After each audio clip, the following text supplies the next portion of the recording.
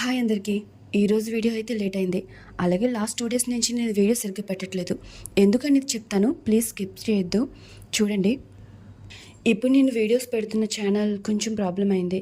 So ఈ week అంతా ఇందులోనే వీడియోస్ పెడతాను. బట్ నెక్స్ట్ వీక్ నుంచి ఈ కొత్త ఛానల్లో వీడియోస్ అప్లోడ్ చేస్తాను.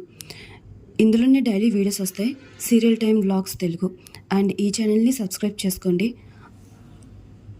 ఈ ఛానల్ లింక్ని నేను డిస్క్రిప్షన్లో ఇస్తాను, అలాగే కామెంట్లో పెంచేస్తాను, కమ్యూనిటీలో కూడా లింక్ ఇస్తాను. ప్లీజ్ సబ్స్క్రైబ్ చేసుకోండి. అలాగే ఈరోజు ఎపిసోడ్లో ఏం జరిగిందంటే, కార్తీక్, సుమిత్ర, దీప ముగ్గురు కూడా మాట్లాడుకుంటారు.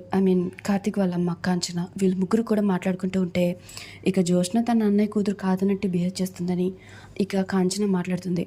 ఆ మాటలు విని కార్తీక్ కూడా షాక్ అవుతాడు. ఇక తను చెప్తూ ఉంటాడు, అసలు ఆస్తి ఎందుకని తన పేరు మీద రాయాలనుకున్నారని ఎక్స్ప్లెయిన్ చేస్తూ ఉంటాడు. జ్యోత్స్న ఎలాగైనా పెళ్లి చేసుకుంటుందని.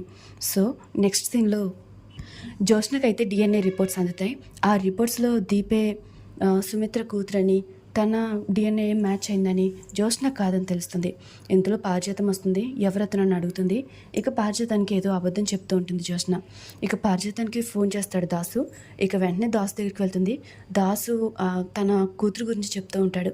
దీపే తన కూతురని పారిజాతానికి చెప్తే పారిజాతం ముందు నమ్మలేదు. బట్ దాసు నమ్మేలాగా చెప్తాడు. ఇక వెంటనే పారిజాతం దీప దగ్గరికి వెళ్దాం అనుకుంటే ఈ నిజం ఎవరికి చెప్పొద్దని, జ్యోత్స్నకు చెప్తే తను వదలదని, కార్తీక్ చెప్తే తను వెంటనే ఇంట్లో చెప్తాడని, నువ్వు చేసిన పని ఇంట్లో తెలిస్తే బిడ్డలు మారకపోయినా మార్చాలి అని నువ్వు ట్రై చేస్తావు కాబట్టి ఈ విషయం ఇంట్లో తెలిస్తే నిన్ను ఊరికి వదలరని దాసు అంటాడు.